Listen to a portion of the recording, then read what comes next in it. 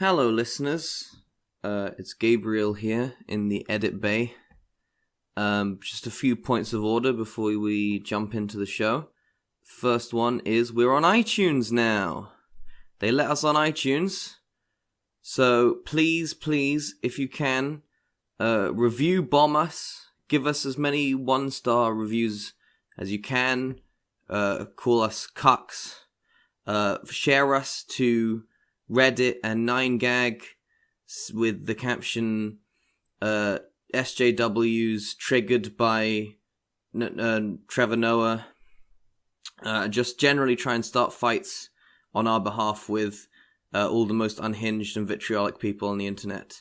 And that will hopefully drive our engagement up enough that we can get a bit of a wider audience. Second point of order, this week we reviewed Jack Whitehall at Large, which is Jack Whitehall's comedy special at Large, which is called that, and it's the first one we've ever done that there is no torrents for on the internet anywhere. Nobody has tried to upload that anywhere. I don't know if you can hear that. I don't know what that is. I think a big fly lives in my ceiling or something, and it eats the copper from the wires, but it lives up there. So if you can hear that, sorry. Oh, it's gone to sleep. Good. Yeah. So no torrents anywhere on the internet for Jack Whitehall's at Large. So unfortunately, all the little cut-in clips I normally do, I've had to sort of cobble together from one 1-minute clip on YouTube about Prince Harry. So apologies if that gets a bit repetitive. And the last thing is, we're trying to get advertisers on the show to, get a little bit of the old pocket money. A couple of little nice treats for us. So, in a couple of places where it feels natural, I'm just gonna pop in a little example ad for if advertisers listening to the show, they can hear the sort of stuff we could offer them. So, with all that in mind, let's hit the fucking charge meter and blow it up. Hit it. All right. Hey, you're on TV. Hey, smile, you're on TV. Are we? We're on TV. Rob. What? Where? Well, we're on the radio. No. What am I being? Am I on the internet? Am I being memed? You're on the internet right now. Am I being memed? Can you imagine that? Even as we speak, you're on the internet. Who knows what's happening in there? It's like Ralph breaks the internet. Yeah. Okay. Hey, Rob. How come that movie wasn't called Ralph Wrecks the Internet? What? What the fuck? What's because going on? Yeah. The first movie was called Wreck-It Ralph. Yes, it was. The second movie goes in the internet. Oh, Ralph breaks the internet? What? Do you think that they should have retroactively gone back and changed it to Break It Ralph? No. It should be like the lamest title ever. Break It Ralph. In Lidl, they are selling a 59p film called Break It Ralph. Yeah. Which is Wreck It Ralph, but sort of reacted and yeah. It's called Break It Rolf. Yeah, Break It Rolf. And they've got finger puppets to do all the characters. And the fingers are on Rolf Harris's hands, but you'd never find that out until you read the credits, and you're like, holy shit. Yeah, it's like... Does Rolf Harris turn out to be a pedo, or was that someone else? That's what you think when you read that. It's just a 2-hour pull back and reveal joke, and the pull back and reveal is that it was Rolf Harris, who may or may not be a pedophile. Yes. Alright, you ready for the clap test? Yeah, sure. Alright, here we go. 3, 2, 1. Cool. Wow. That was a good one. Yeah. I think. It's pretty fast this week, so. Did you do, you had your finger on the trigger. Yeah, it's good. You think on the spot.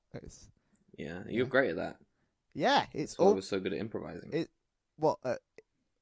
Anticipate thinking on the spot. Or doing the clap. Because you heard that I was counting down that I was going to clap, and you thought you had that, immediately thought, I should also clap in order for the clap test to work. Yes.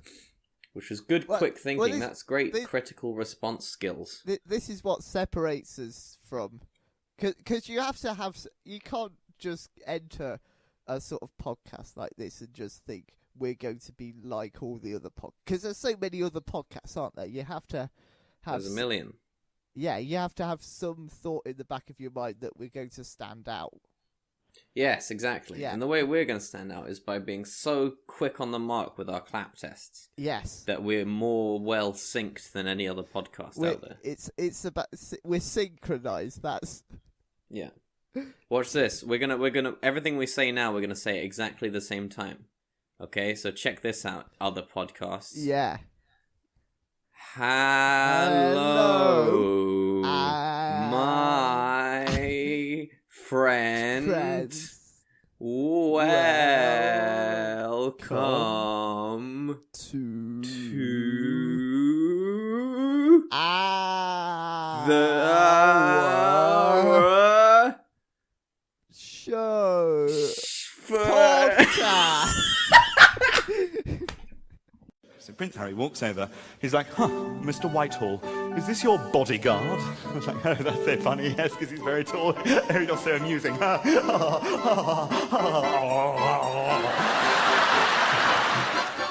Hello! And welcome to the Comedy Revue. Hello. Yes, we're here. Sorry, Gabriel, you just completely cut out. Oh, did I? Oh, no, it's fine. You're back. Hello. Hello and welcome. Should we try again? Do you want me to try again? Sure, but Definitely we should try again. I'll just cut this out. I'll cut this out. No, you won't. Yes, I will. I will do it. Don't say that. No, don't say that. I will. I'll cut it out. You I know won't. I always leave everything in that I say I'll cut won't. out, but this time I will do it. No, you won't. Oh. Why do I leave you swear. in charge of the edit? What do you mean, why do you leave me in charge? You've never had any interest in doing the edit. You leave me in charge because you are a lazy man. Yeah, and this is what happens. We end up with conversations like this making it onto the podcast. Hello! Hi. And welcome to the Comedy Revue. I'm Gabriel. Oh, okay. Shall we do that again? You want one more time? Well, I just wanted to butt in your intro. You want to butt Despite the fact you did the intro, you do the intro the same every week. You're always caught off guard every time. Yes. It's incredible. I'm going to intro the show, okay? I actually warned you the last time, remember? The first time we did it, I warned you. What? So, I'm giving you a warning, okay? I there'd intro be a the show, noise. alright, get ready, because you were really quick off the mark after I gave you the 3-second count-in, so this time, Yes. hopefully, you'll be able to be there in time, okay? 3, 2, 1, hello! Ooh. Oh. And welcome to the show. Yeah. What's it called, Gabriel? My name No, you say this bit. is Gabriel. Yes. Hi, Gabriel. I'm Rob. Alright, Rob. Hi. Hi, listeners. I'm still here. This is... Now, I don't normally say welcome to the show. Do you not? Do I say that? No. What I normally say is welcome to the Comedy Revue. I think we should just take one more stab at this one, because I think... I wasn't expecting you to do that, and it kind of threw me off. Okay, sorry. So, no, it's okay. Like I said, I'm just going to roll with it this time. I'm going to get my good improviser. I'll be fine. This is why you hang out with people like Ed Sheeran, like proper...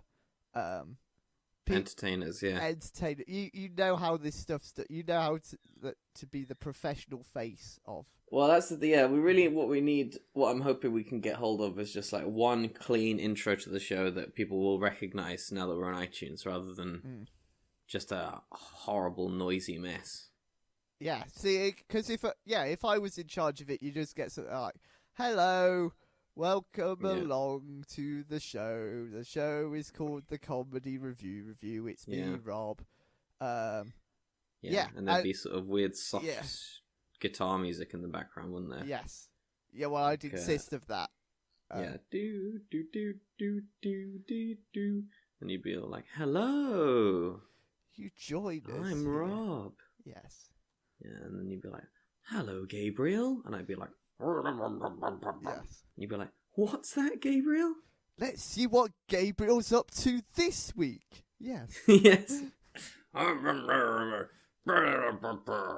So what did you make of Jack Whitehall? You thought he was a posh bellend? Oh. Well, I don't know whether the listeners would agree. Do you know what his response was to getting called a bodyguard by the 5th in line to the throne? He went, "Oi, oi, fuck off, Ron Weasley."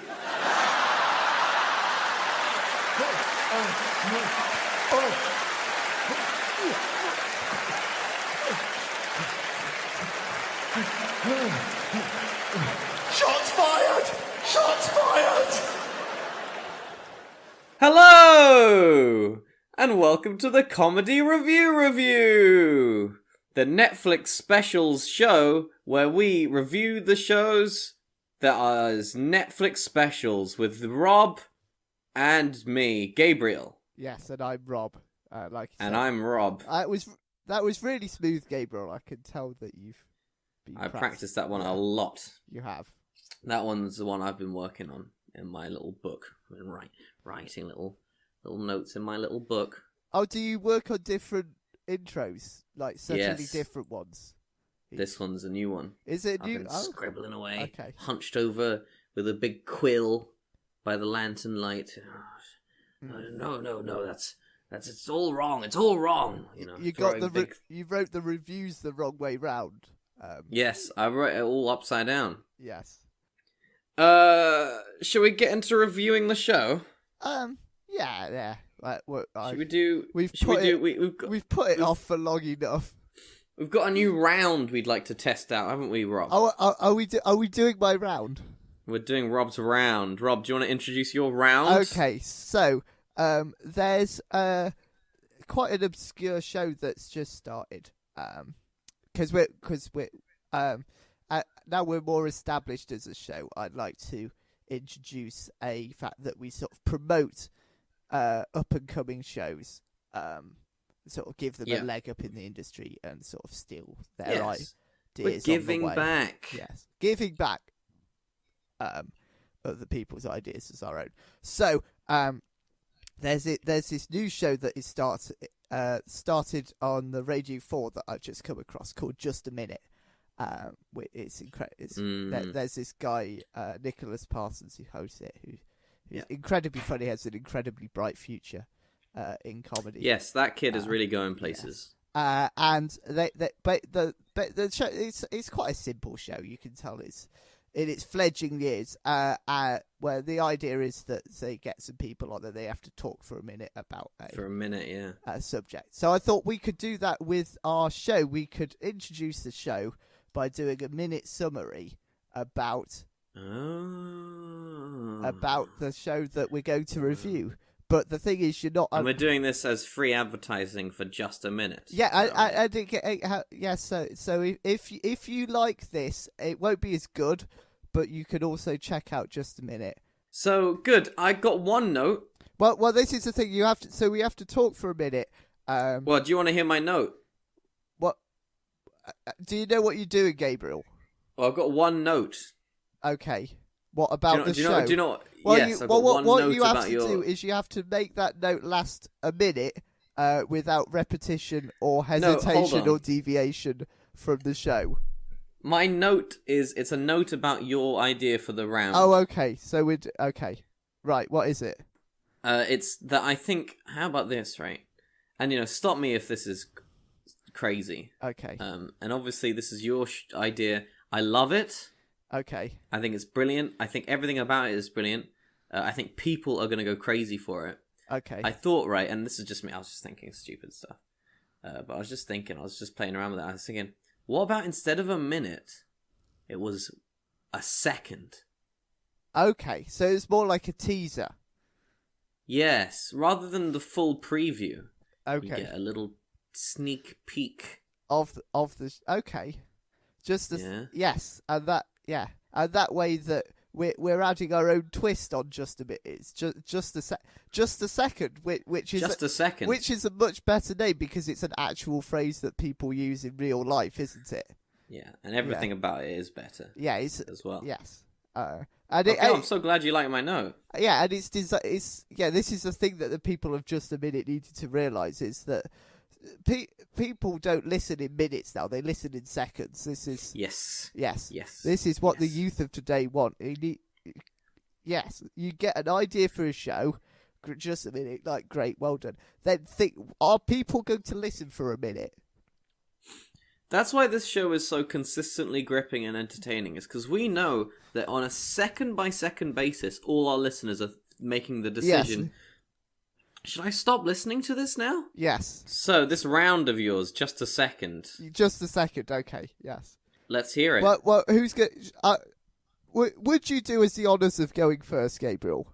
Well, what I'd really like is, because you're in charge of this round, Okay. I want you to take complete control, and I want you to do the sort of a very brief little sort of like intro for the round, and you'd say, welcome to this just a second round. Okay. And, do it very professionally and in a radio way that would make everybody feel quite comfortable in what's been a little bit of a loose show so far. Okay. So I'm setting my timer right now. Hopefully. Okay. Can you time me as well? Because I don't have a phone. So that will go off after a second. To let me know that I've gone out of time, which is excellent. Sorry, what was that, Gabriel? Nothing. Okay. So, would you like to do a little intro? So I'll introduce the show, and then who's going to speak? I guess you'll go first. I'll go first, and you'll listen out for deviation or repetition or hesitation. Yes, Excellent. that I will. Excellent, So, and you'll do a very good job, I'm sure. so it's 1 second, remember. So, hello. Let's do it. Hello, listeners, and welcome to Just a Second with me, Robert, and me, Gabriel. Yes, on our panel today, it's me, Robert, again, and Gabriel and Hughes. Me. Yeah, it's Gabriel. Hi, Gabriel. Welcome to the show. Hi. So, our first round and only round today is on Jack Whitehall at Large, the comedy show. Speaking for 1 second, first will be Robert. Take it away, Robert. So... Oh, I finished. That was great. There we go. Okay, it's my turn now, I think. No, we're out of... No, we're out of time. And that's just a second. Join us next episode for another edition of Just a Second, where we will introduce our next show, which we don't know what it will be yet. Whatever.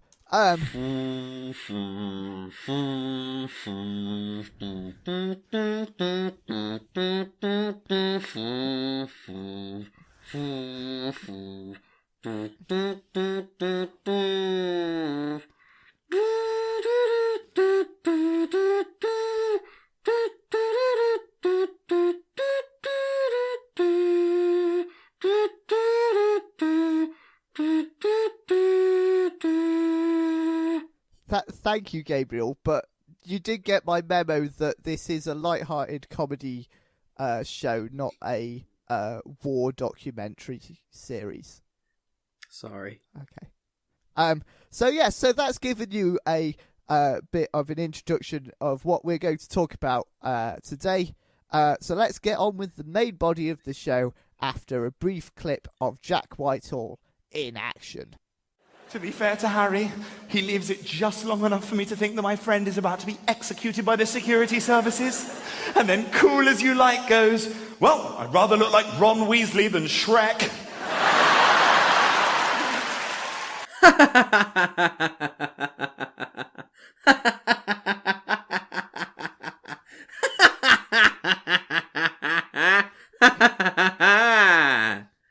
Oh, what a nice clip, eh, Rob? Yes, that was excellent. Yeah.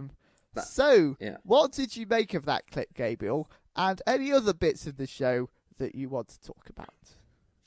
What did I make of that clip? Yes. Which clip was that, by the way? Which clip was that? I always just think of it as the funny comedy clip.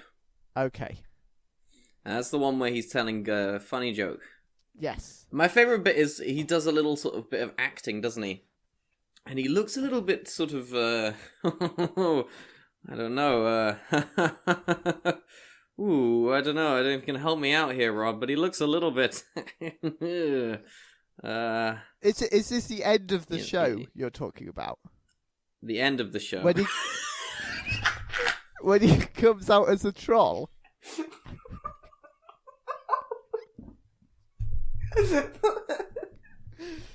No, it's not. It's not the bit where he comes out as, because that was incredibly well acted, wasn't it? it was really good. The best slapstick comedy performance I have ever seen. What I was alluding to was the sort of the faking being the sort of camp stuff that he does. Oh, that's his biggest punchline all the time. It's like doing a bit of a camp hip wobble, and like that's the funniest thing that he always does, and he falls back on it constantly, and everybody loves it. And it would sort of be all right if he wasn't also constantly doing sort of like a I don't, not like that. I'm not like that. Don't worry, I'm not one of those guys. That's not No, don't think about me that way. Ooh, that would be embarrassing. Are you suggesting it made you slightly uncomfortable to see a straight man pretend to be camp constantly for an hour whilst constantly reminding the audience that he was a straight man? Yes, although we're not going to be that kind of show, I've decided. Oh, are we not? I thought last week's show was good.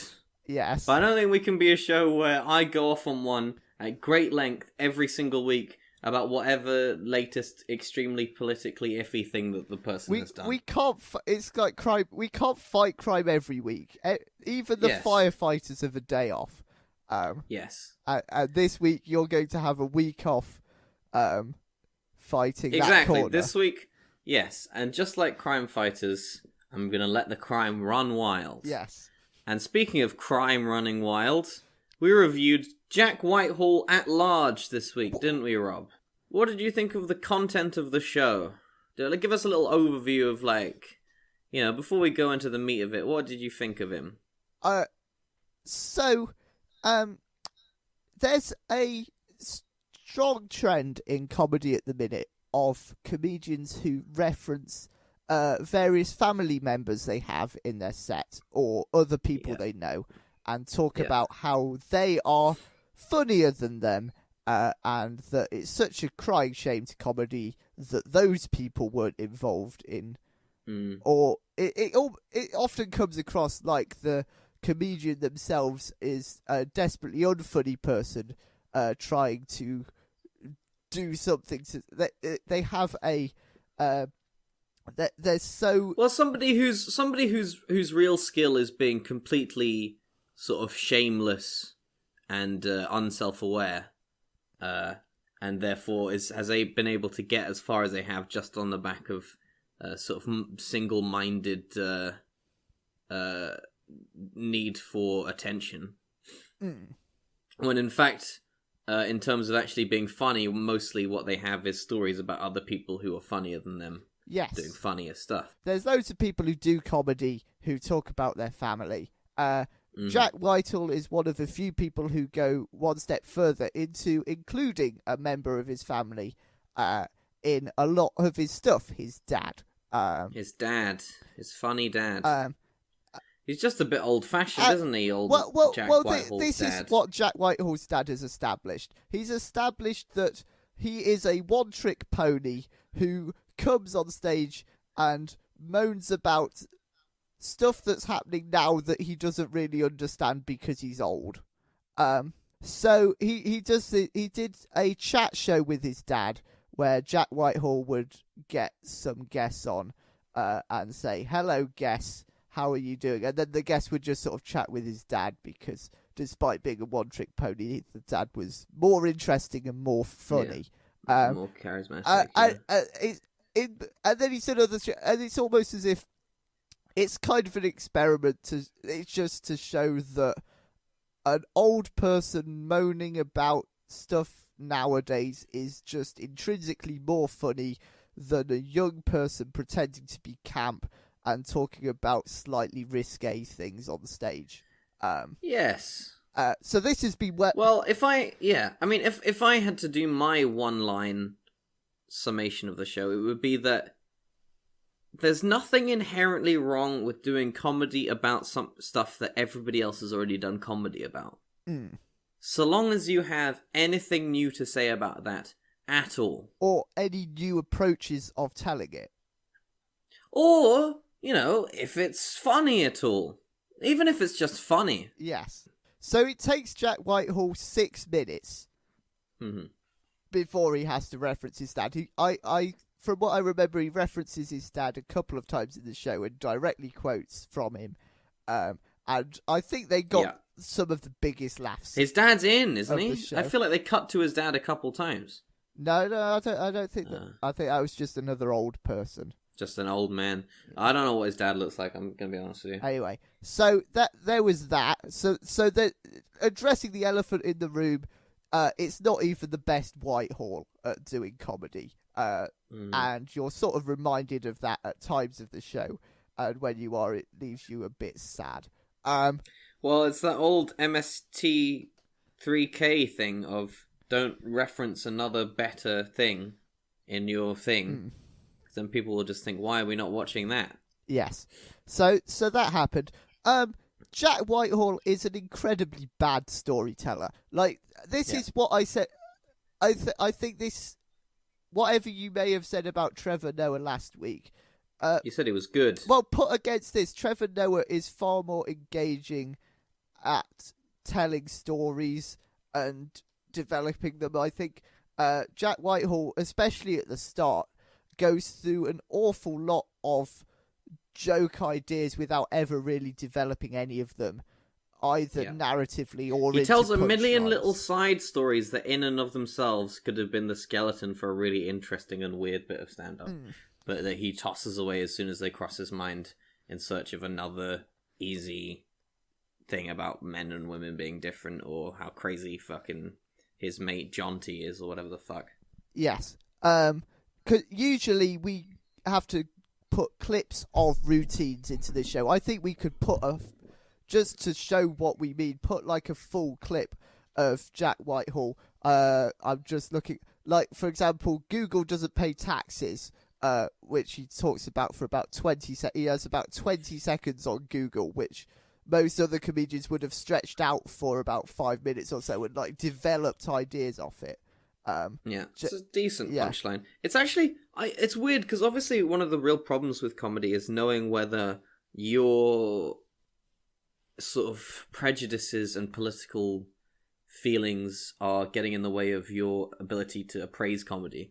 Because I thought that Google joke was the best written one in the show, but just objectively, I thought it was much subtler than anything else he wrote. Okay. It's just a little, like, actual, well-worded little bit of, sort of, I don't even know what I would call it, a bit of wordplay. Would you rather put the clip of him talking about KFC being not upper class?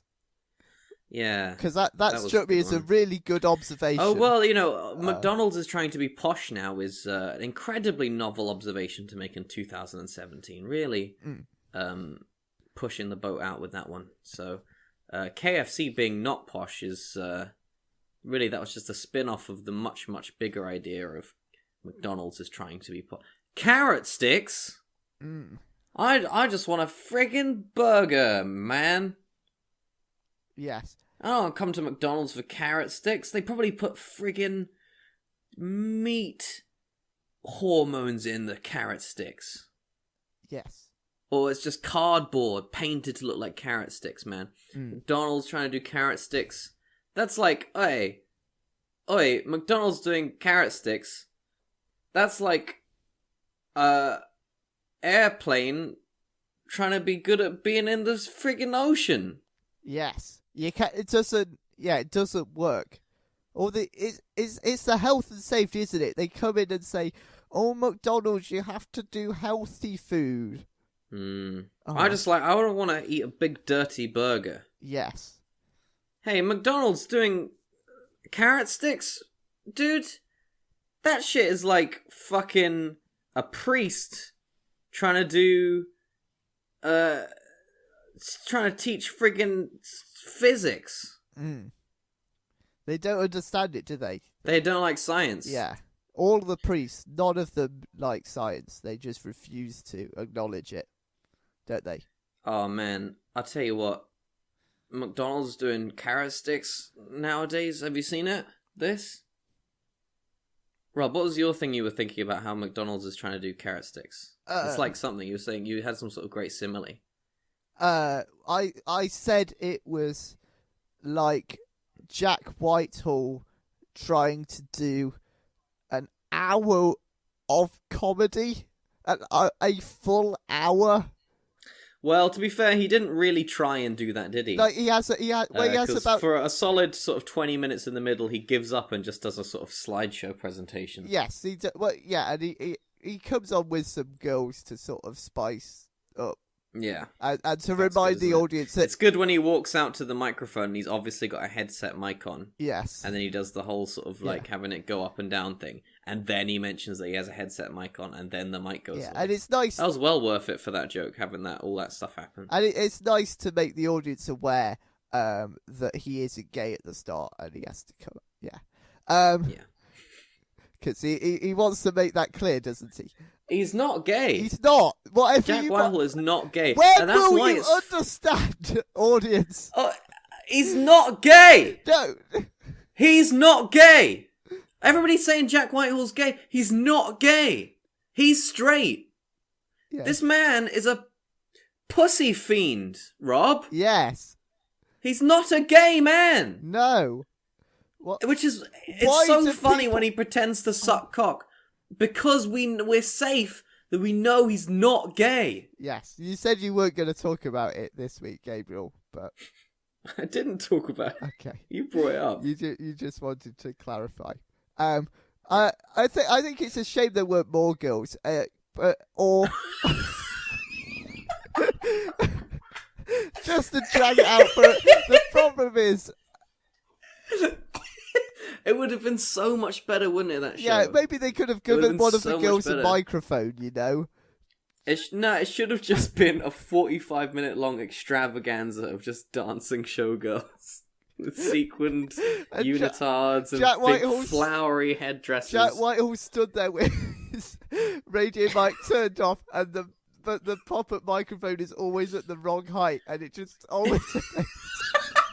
He's there in a big green fat suit looking like Shrek with a big green hat on that looks like a big ugly face and there's just a microphone in front of him going up and down and he's chasing it and slobbering like an idiot while it goes up and down for 45 minutes until he's completely exhausted and depressed and the entire time there's just spangly lights and beautiful showgirls dancing and twirling around him until he ends up collapsed, shaking on the floor in a pile of his own drool. And the little mic keeps moving and moving. And then at the end, his dad comes on to drag him off. By the legs, yeah. And that's your show. And we could have had that show, but unfortunately he spent so much money on this swooping camera. So, 15 minutes in, after watching this normal show... It suddenly cuts to a camera that, if you imagine Jack Whitehall's on the stage and he's looking out at 6 o'clock, so 12 o'clock is behind him, 6 o'clock is where he's looking out at the audience. So this camera comes in about 8 o'clock, circles round anti-clockwise, kind of zooming in until it gets to about 11 o'clock behind his head, if that makes sense. And it's extremely weird. And it does this about 6 times, I think I counted, throughout the show, when he's just sort of talking for a bit and nothing's really happening. Although that could have happened really at any point during the hour. And it just... all the time, you just completely zone out of anything that Jack Whitehall is saying. And you just focus it is weird, isn't it? On the it's weirdly difficult to pay attention. It's weirdly difficult to pay attention when there's this crane camera that is clearly, it's operated on some sort of arm or something, and it's going around him in 360 degrees, very, very close in really high definition, and all you can see is his sweating face from every possible angle you can see it, and it does more than one rotation sometimes, and you're just sort of zoning out completely. It's this very strange hypnotic effect. It's like, I've seen the back of his head once. Yeah. Do I need to see it again? You do. But it's almost like Jack Whitehall had what was his Chad, was it, who's in charge of him? He talks about Chad a bit.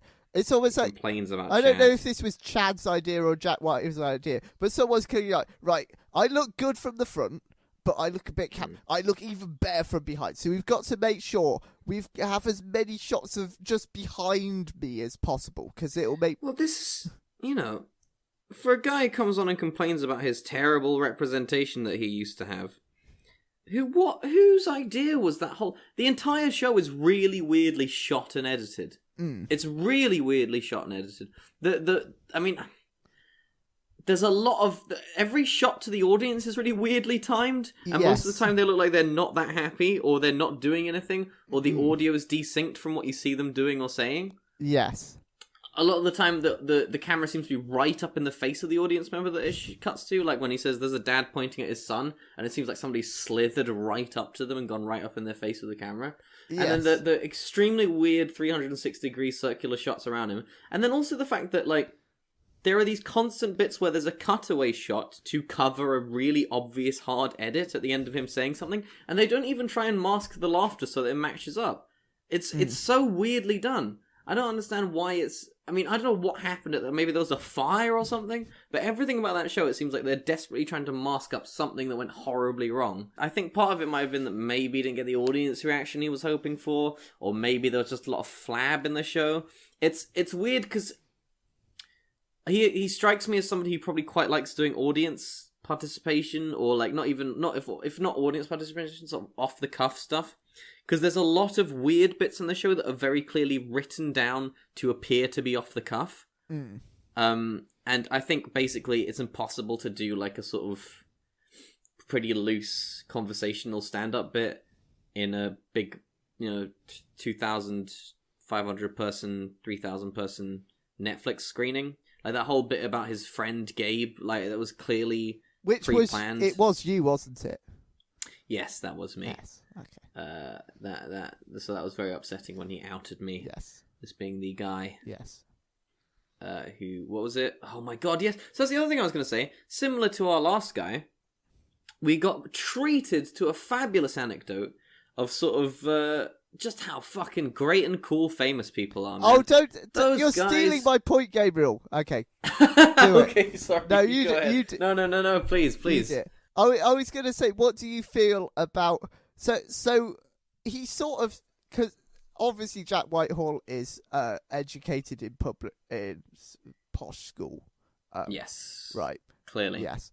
And he's aware of this to an extent. So he he makes a couple of references during his routine about the fact that his material isn't relatable because he grew up in incredibly posh upbringings and then has lived a celebrity lifestyle.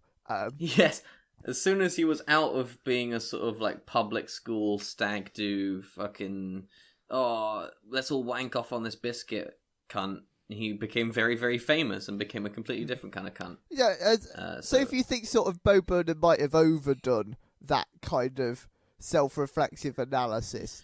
my god! Yeah, Jack Whitehall is the other end of the spectrum. He just sort of says, I think I might be losing some of you here. I know. I'm going to do a nice, relatable bit that you can all relate to about aeroplanes, because obviously all the people in the whole world, he can't fathom that someone in his audience can't afford an aeroplane. That just doesn't register for him. Here's what I'll do. I'll bring things back to earth when I tell the story of my fucking public school boy lad mate Gabe embarrassing me in front of Prince Harry. Yes. Which, oh my god. I just want to say, now that we are on iTunes and we're a bit more legitimate, and we might have the chance to get listened to by people who aren't our friends and family, I'd just like to personally say now that I honestly swear and promise to kill every member of the royal family. Oh dear. Hey guys!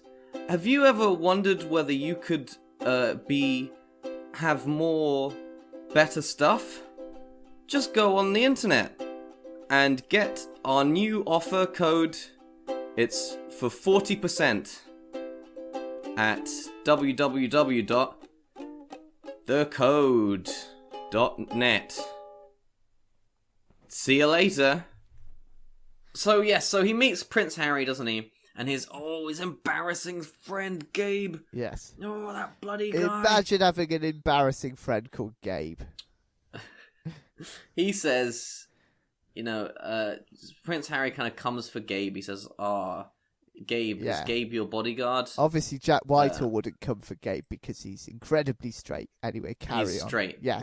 Him and Gabe, despite him having been like a uni friend, him and Gabe probably have never come in front of each other. No. I'm sure the uni that Jack Whitehall goes to and the sort of people Jack Whitehall hangs out with, he's definitely not come with Gabe at any point. Mm. That's a guarantee from me. That's a promise. I'm sure Jack Whitehall has never seen Gabe's cum. Gabe has never seen Jack Whitehall's cum. Yes. Never the twain shall meet.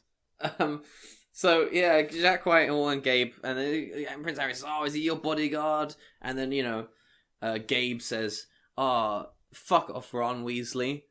Yes. And obviously the audience goes, ha, but some of them are like, how could you say that to a member of the royal family? I'll fucking kill those people. But anyway, everyone's, oh my god. But then, obviously it would be terrible to end the story like that, because what if some comedian told a story about Prince Harry where Prince Harry didn't come out the winner? Yes. So obviously to save the nation from that grievous injury, Jack Whitehall puts at the end that, he gives as good as he gets, doesn't he, old Prince Harry? And he says, alright, Shrek. Mm. And can I just say that as a joke is shit. We don't know what Gabe looks like. I mean, you know what I look like, but, the audience doesn't know what Gabe looks like. Mm.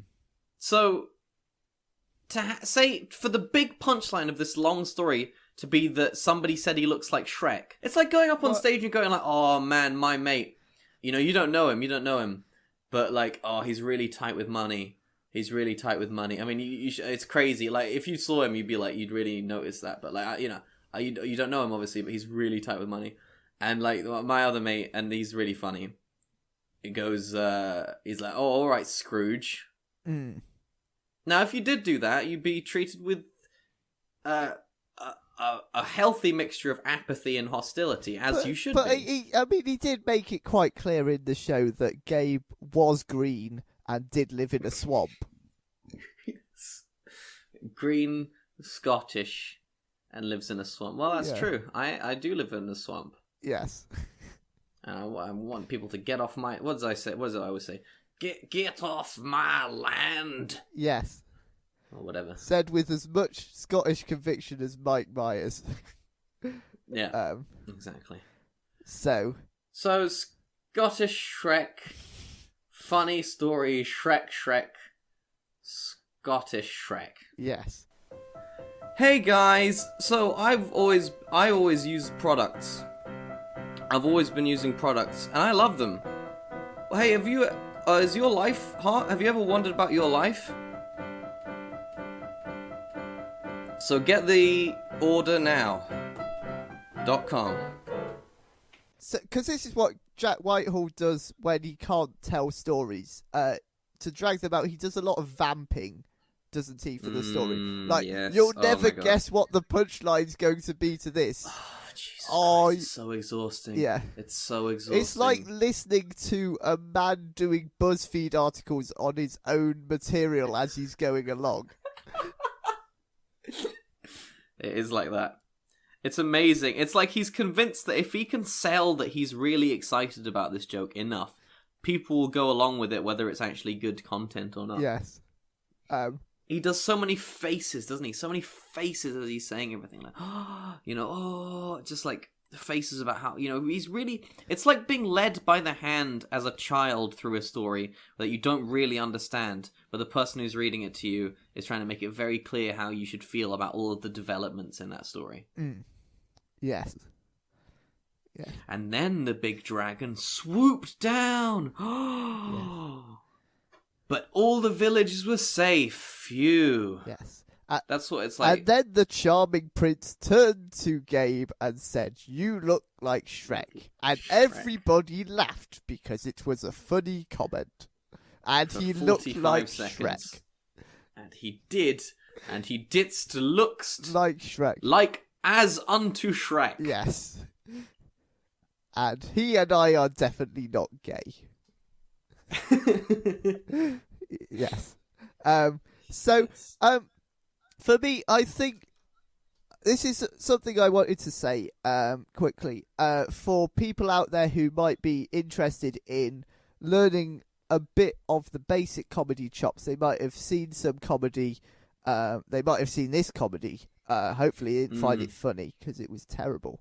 That was bad. But you might be interested in learning some of the, and especially if you did find it funny, please learn the basic things that Jack Whitehall does, because it's really basic. Like what is? It's a great beginner's guide. Why isn't does it, Jack show? Whitehall, like, apart from just being sort of a bit young, but he's not young. Like, the material is so much like stuff you just expect to see in a club. The way it's really constructed, but and yeah, I mean, maybe with slightly less sort of maybe he sort of sells it slightly better, but the way that so many of his jokes are constructed, they're incredibly generic. It's also very old fashioned in the way it plays with like truth and stuff. Like the amount of things that are obviously or probably not true that he tries to sell as being real or true. The extent to which he tries to maintain a fourth wall is genuinely quite weird amongst comedians of his age. Like, I guess he did the microphone thing at the beginning, which was a bit of a sort of fourth wall break and a bit of a, knowing thing. But there's so many things that he does that are obviously sort of constructed or contrived techniques that he tries to sort of genuinely hide from the audience are his intention, which I think it's a very weirdly old-fashioned way of approaching comedy. A lot about, you get stuck there getting bogged down wondering how much of it is real, which you don't normally do with comedy, because normally they're very happy to sort of lampshade that half of the stuff they say is made up, which he didn't do, which was quite weird for me. There's a lot of stuff about it that I thought was, yeah, you're right, it is old-fashioned. So, all this stuff, like the Muslim wedding story and stuff, and all this stuff about, like, lads' holidays, it was bizarre. Maybe his dad has been writing his comedy. No, in terms of, there's two bits where you can see the cogs turning in how these materials are going to play out, but in terms of understanding some of the basic tricks to doing comedy, they're quite good routines to dissect. So there's one... Let's go into them. So there's one where he talks about... there's one where the three-way joke. So he's got a girl and his friend Mr. Monkford or something. Yes. Was that his name? It's a classic double pullback and reveal, isn't it? Yeah. It is Monkford. Well, this is right. what I'm going to... So the thing is, you get your joke, you put it in a kind of awkward premise. There's going to be a threesome. It's a bit sort of risky. He's put in the fact that one of the other people is a man, so it's a bit gay, but, man gay, so that's awkward. And then what you do, first thing you put in is you put a twist, because he asks somebody to step outside, but the person he steps aside is the girl, so that's the twist. It's the girl. It's Maria. Yes. The Italian exchange student, which was a level of detail I thought was weird to include in the story, but anyway, go on. And then on top of that, you put in the pullback and reveal. Now, pullback and reveal, typical comedy trick. You use it in visual comedy, for example. You have a person, it's awkward because they're doing a seminar about how babies are made and and safe sex and stuff. And then it zooms out. And it turns out the seminar's full of grannies, and it's hilarious because obviously you didn't expect it to be full of grannies. But that That's brave, but that at least it had the general essence of the idea of the pullback and reveal. You reveal extra information that was previously unknown. So you put the twist in the story. He's asked the girl to step aside, pull back and reveal the man he's now with is actually his teacher. It's his teacher. Yes. So there's a pedo aspect to it. So, but that's how you write the joke. There's another one which uses exactly the same construction. The Chad story about asking him to be in the Nelson Mandela film. You put the twist in that he loses the part to Idris Elba. So that's the twist. Pull back and reveal that the part was for Nelson Mandela. I've ruined the punchline. You should listen to Jack Whitehall do it. Part was for Nelson Mandela. Yeah. I think that's a weird joke, though, because the joke that he lost the part to Idris Elba is less funny, or it's less funny after the pullback and reveal that it was the Nelson Mandela part, because at the point of the Idris Elba bit, it's a believable story. You know what I mean? And that's a very funny miscasting of him if it's a part that Idris Elba could have gotten. But then the idea that he could be cast as Nelson Mandela is obviously stupid and impossible, so it loses the funny bit of it there. I think that was one joke too far in that story, but then one joke fewer than that and it wouldn't have been funny. Yes. And also you wouldn't have gotten to hear Jack Whitehall's very funny Nelson Mandela impression. Yes. Was that more or less offensive than Trevor Noah's impressions last week? Well, no, because he did the very important thing of immediately saying that he shouldn't have done that, which is that's how comedy works, baby. Yes. Good. Shall we get to ratings? There's a few things I've seen as I've scanned through my notes. This is the thing that really annoys me about comedy is when you say a joke and I spend the next bit trying to work out the reasons why, because the reasons are just so obvious. So he does this right at the start, about the societal divide between the UK and the US, and then an example of this is the difference in alcohol tolerance. Alcohol consumption. About how, so he goes on about how in the UK, the US, you're considered an alcoholic if whatever. You have 4 glasses of wine with lunch. Have the routine if you want. And I'm just sitting there thinking, well, there's obvious reasons for this, like the fact that in America they don't drink till they're 21, and it costs a fortune to drink over there and stuff. And it's just sort of like there's just so many obvious reasons as to why this has happened that I'm not focusing on your routine. So that really annoys me when that happens in comedy. What else? Well, it's a classic case of a comedian that we watch just having basically a slightly less than functional understanding of the things that he's talking about. Yes. What did you make of Jack Whitehall fighting the system by stealing stuff from hotel rooms?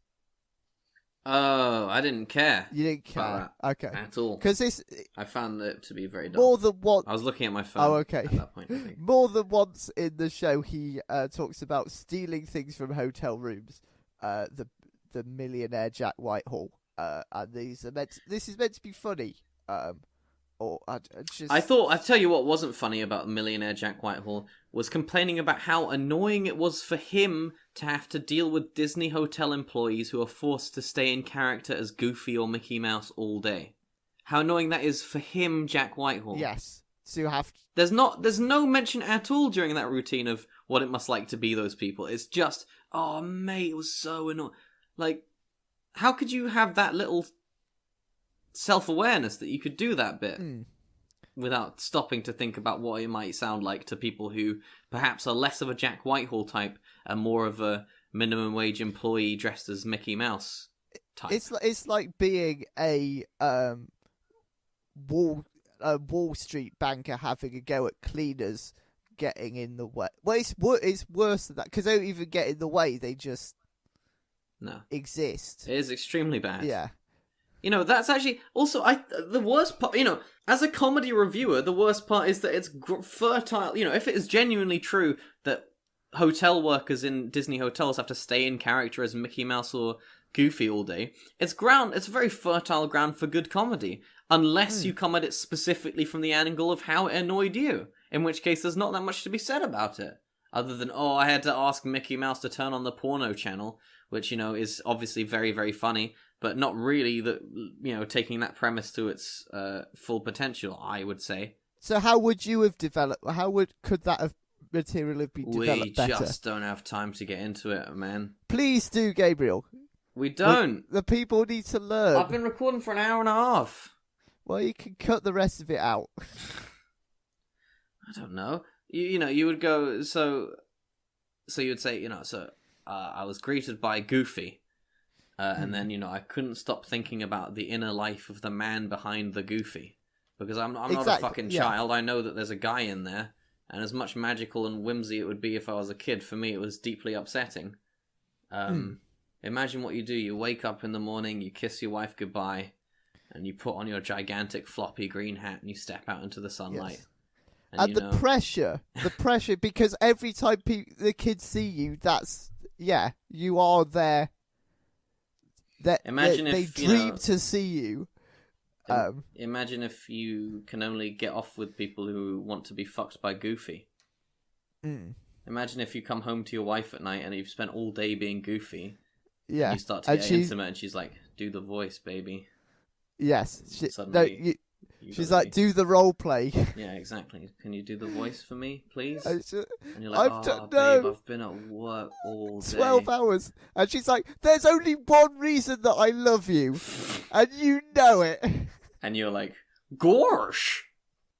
Okay, so what do you rate? What do you rate Jack Whitehall at large, Rob? Just bad. I don't... Yeah, I'm with you on that one. Bad. How just bad. Just not. It was bad, wasn't it? Not. Yeah. It was bad. As little as possible. Just. So I give it bad out of good. Okay. What do you give it? Bad out of bad? Yes. Okay. Yeah. And that's the show. Yes. Bye. Comedy review. Comedy for you. Oh, I didn't know we did jingles. No, I don't know. I thought I'd do something. Okay. I've ended the show in a different way each week. Maybe I should come up with a proper one. Yes. I said review only once there, so that's not going to make it in. Maybe we'll just end the show like this. So Prince Harry walks over. He's like, Mr. Whitehall, is this your bodyguard? I was like, oh, that's so funny, yes, because he's very tall. You're so amusing. Do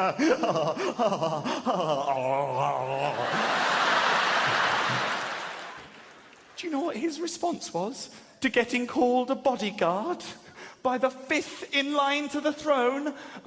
He went, oi, oi, fuck off, Ron Weasley.